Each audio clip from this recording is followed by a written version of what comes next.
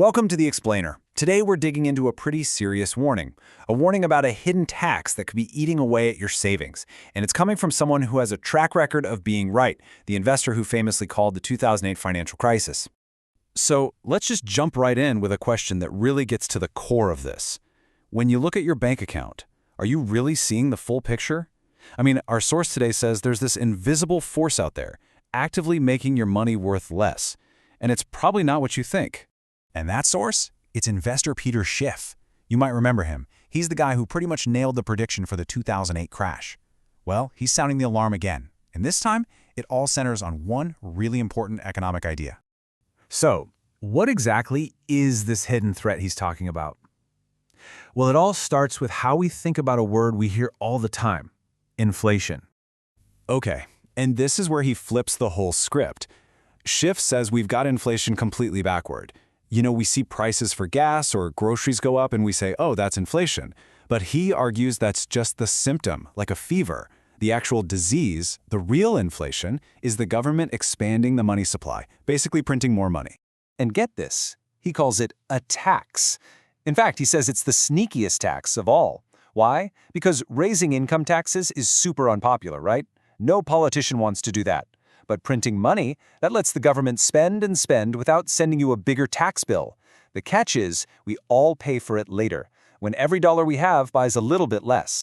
And here's where it gets even more interesting. Schiff claims the government actually has a reason to downplay how bad inflation really is. They use this official number called the CPI, the Consumer Price Index. But he says it can be a bit fuzzy. For example, if steak gets super expensive, they might just swap it out for chicken in their calculations. And that's how you get this weird disconnect, where the official rate is, say, 4.9%, but you go to the store and the price of eggs has shot up over 20%. So that's the big question, right? If this hidden tax is so bad for us, why on earth do governments keep doing it? Well, according to Schiff, the answer is pretty simple: politics. It's this really powerful cycle when you think about it. Politicians, what do they want? They want to get reelected. And how do they do that? By spending money on things voters like. But nobody likes higher taxes to pay for it all. So what's the easy way out? You just have the central bank print new money. It's like a political magic trick that ends up making everyone's money worth less.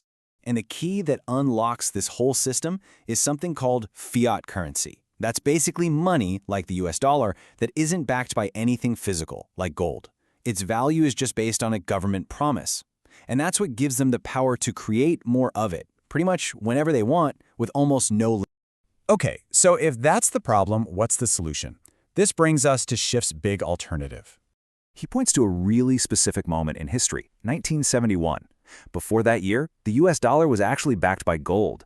But when that connection was cut, poof, the government suddenly wasn't limited by how much gold it had in the vaults. They could print way more money. So, a decision made decades ago has a very real impact on the cash in your wallet today.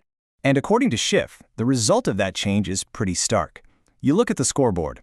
Back around 1971, the US was the world's biggest creditor. That means other countries owed it money. And today, it's the world's biggest debtor nation. So why gold? What's so special about it? Well, Schiff argues it has the perfect resume for the job of money. It's been trusted for thousands of years because it lasts, you can carry it around, you can divide it up. But the absolute most important thing, it's rare. You can't just press a button and create more gold. You have to actually dig it out of the ground, and that puts a natural brake on things. And here's a little twist. It's not just people like Schiff saying this. He points out that central banks all over the world, the very institutions in charge of all this fiat money, have been quietly buying up a lot of gold. It's almost like they're hedging their own bets, you know? A little insurance policy against the system they themselves are running. But wait a minute, we're in the 21st century, right? There's a new kid on the block that everyone calls digital gold. So where does Bitcoin fit into all this? Now, on this point, Schiff draws a really hard line in the sand. For him, gold is this real physical thing with a 5,000-year track record. You can hold it, it's used in industry. Bitcoin, he sees it as a completely different animal, purely digital, incredibly volatile, and just a speculative bet, not real money. And his quote really sums it all up. For him, Bitcoin's value is all about hoping the next person will pay more for it. He says, unlike gold that has real uses in things like jewelry or electronics, Bitcoin's main purpose is just betting on its price. He argues that if people stop believing in it, the whole thing could just vanish. But it's not like he's totally against technology. Actually, his ideal vision for a digital currency is pretty interesting. He imagines something like a crypto token, but with one huge difference. Every single token would be 100% backed by and could be traded in for real physical gold. The best of both worlds, basically. Okay, so let's bring this all home. What does this actually mean for your money? How can you use this way of thinking in your own financial game plan? First off, Schiff says we need to get one thing straight. Saving and investing are not the same thing. Saving is just about protecting your wealth, keeping its value safe for later. That's where he says gold comes in. Investing, that's about growing your wealth by buying things that actually produce value. So here's his proposed strategy, step by step. You use gold as your savings account, a safe harbor to protect your money from that hidden inflation tax. Then you wait, and when the next financial crisis comes along and things like stocks or real estate get cheap, you can trade some of that stable gold for cash and go shopping for those assets at a huge discount. And what's a productive asset? We're not talking about the latest hot trend here.